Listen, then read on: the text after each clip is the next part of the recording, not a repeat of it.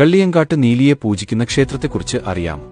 പഴയ തിരുവിതാംകൂറിന്റെ തെക്കേ അറ്റമായ നാഗർകോവിലിന് സമീപം പഴകഞ്ഞൂർ എന്ന പ്രദേശത്ത് കാർവേണി എന്നൊരു ദേവദാസി സ്ത്രീ താമസിച്ചിരുന്നു. കാർവേണിയുടെ പുത്രിയായിരുന്നു അതിസുന്ദരിയായ അല്ലി. അവൾ അടുത്തുള്ള ശിവക്ഷേത്രത്തിലെ പൂജാരിയായ നമ്പിയുമായി പ്രണയത്തിൽ ആവുകയും തുടർന്ന് അവർ വിവാഹിതരാവുകയും ചെയ്തു. എന്നാൽ ദുർനടപ്പുകാരനും പരസ്ത്രീ തൽപരനുമായ നമ്പി പണം മോഹിച്ചു മാത്രമായിരുന്നു അല്ലിയെ വിവാഹം ചെയ്തത്. മരുമകന്റെ ഈ ദുർനടപ്പിനെക്കുറിച്ച് അറിയാൻ ഇടയായ കാർവേണി നമ്പിയെ വീട്ടിൽ നിന്നും പുറത്താക്കി. ഇത് കണ്ട അല്ലി തന്റെ അമ്മയുടെ വാക്ക് കേൾക്കാതെ ഭർത്താവിനോടൊപ്പം വീടുവിട്ടിറങ്ങി. അവർ അങ്ങനെ കള്ളിയങ്കാട് എന്ന സ്ഥലത്തെത്തിയപ്പോൾ അല്പനേരം വിശ്രമിച്ചു. ക്ഷീണിതയായ അല്ലി ഭർത്താവിന്റെ മടിയിൽ തലവെച്ചുറങ്ങി. നമ്പി തന്റെ തനി സ്വരൂപം പുറത്തെടുത്തു. അല്ലി നല്ല ഉറക്കത്തിലാണെന്ന് മനസ്സിലാക്കിയ നമ്പി കൂർത്ത കരിങ്കല്ലുകൊണ്ട് അവളെ തലക്കടിച്ചു കൊന്ന ശേഷം നമ്പി ആഭരണങ്ങളുമായി കടന്നുകളഞ്ഞു.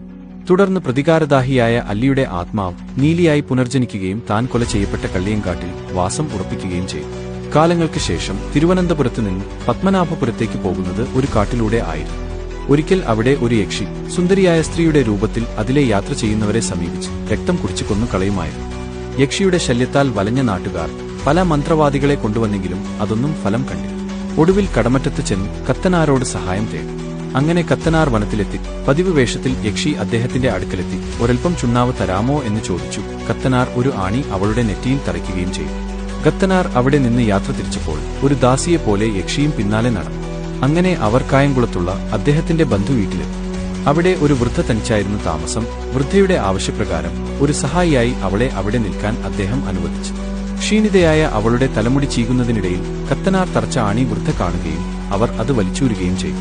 പെട്ടെന്ന് അവൾ അപ്രത്യക്ഷയായി. ഇതറിഞ്ഞ് യക്ഷിയെ അന്വേഷിച്ചിറങ്ങിയ കത്തനാർ മാനാർ ഭാഗത്ത് വെച്ച് യക്ഷി ഒരു തോണിയിൽ കയറി പനയനാർക്കാവ് കടവിൽ എത്തിയത് കണ്ടു. മന്ത്രശക്തി കൊണ്ട് യക്ഷിയുടെ യാത്ര മുടക്കിയ കത്തനാർ ഒരു വാഴയിലയിൽ കയറി കടവിൽ എത്തുകയും ജനങ്ങളെ ഉപദ്രവിക്കില്ല എങ്കിൽ മാത്രം വിട്ടേക്കാം എന്ന് പറയുകയും ചെയ്തു.